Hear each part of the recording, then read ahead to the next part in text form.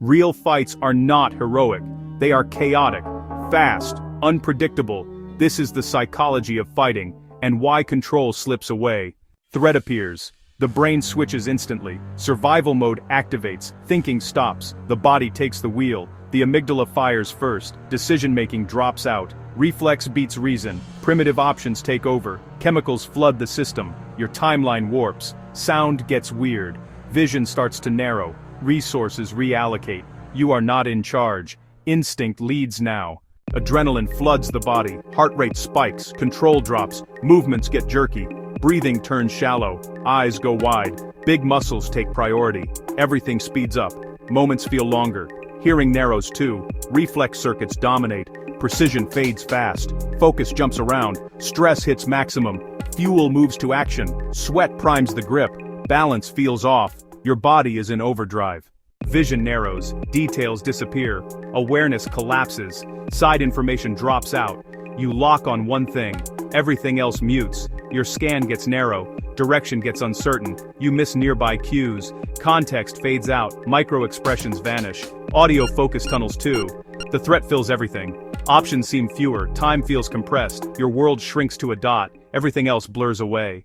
Fine control is lost. Movements become clumsy. Distance is misjudged. You overshoot targets. Grip becomes unreliable. Stability suffers. Reactions get uneven. Timing falls apart. Aim is shaky. Foot placement falters. Lines no longer straight. Control drifts. Range feels wrong. Your system lags. Simple tasks get hard. Tremors show up. Breath shakes aim. Accuracy drops out. Coordination breaks first. This is messy biology. When faced with a threat, we often think of two options.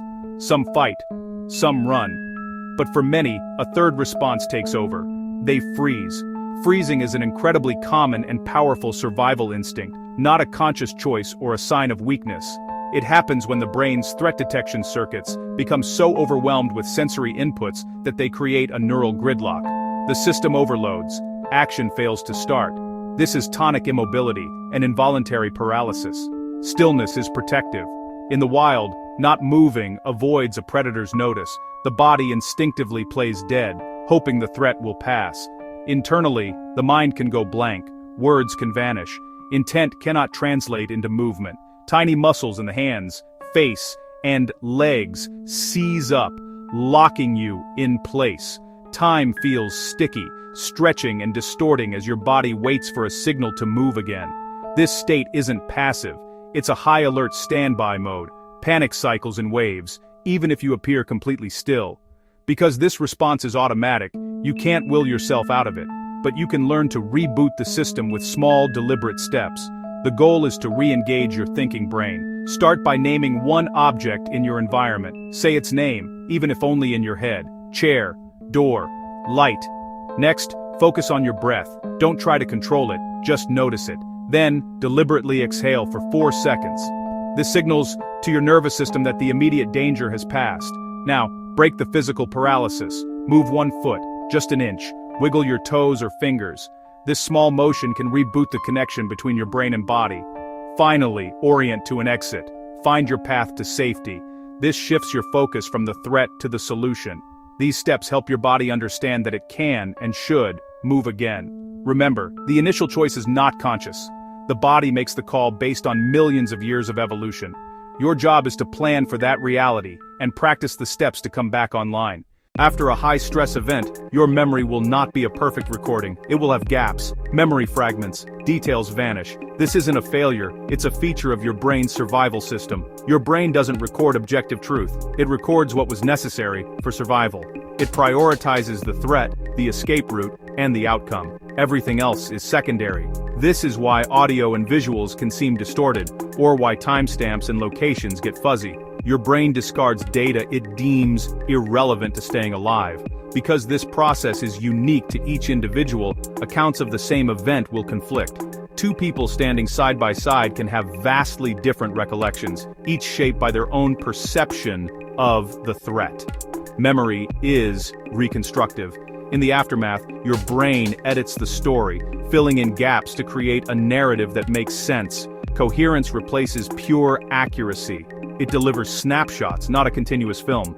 This is why replays in your mind can feel incomplete or disjointed. If you experience a critical incident, it can be helpful to write down everything you remember as soon as you are safe.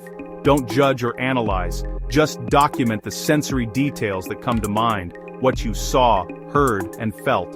This can help anchor your memory before it begins to shift. Expect missing context. Expect that important bits may vanish. Memory is a map with holes, drawn by an artist focused only on survival. These gaps are not a sign of weakness. That is how we are built.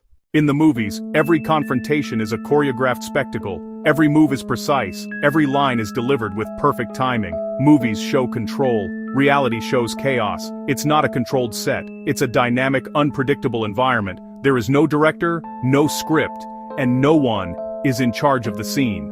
Plans break instantly because they are built on assumptions that no longer apply. The script you had in your head does not survive first contact with the unexpected. There's no slow motion to give you time to think. Events unfold in jarring, real-time speed. Angles are messy and awkward, not framed for a camera. The physical and mental toll is immediate. Fatigue hits fast as your body burns through energy. Wit does not help when your brain is focused on survival, not clever dialogue. Any sense of style disappears. Your footing is uncertain on uneven ground. The clean audio of a film is replaced by a wall of sound, where noise overwhelms cues and makes it impossible to focus. Your pre-planned marks on the floor vanish under stress. In these moments, biology beats bravado every time. Your body's ancient, hardwired responses take over.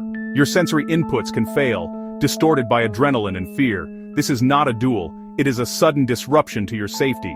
The goal is not to win a fight, the plot is escape. Therefore, space beats spectacle. Creating distance is more valuable than landing a perfect strike. Your greatest advantage isn't strength or skill, it's your ability to stay calm enough to think. Calm is your advantage. To achieve this, you must actively reduce your sensory load. Tune out the unimportant noise, and focus only on what matters for your safety. This requires awareness over ego. Forget trying to look tough or in control. Instead, observe your surroundings. Where are the exits? What is the clearest path to safety? How can you move away from the disruption? Answering these questions is the real-world strategy. It's not about performance, it's about navigating a problem and getting to safety. The smartest move is avoidance, because once survival mode starts, control is gone. Exits beat ego. Get help, not glory. Space creates safety. Breathe, then move away. Let the system settle. Avoid, de-escalate, leave. Stay safe, stay smart.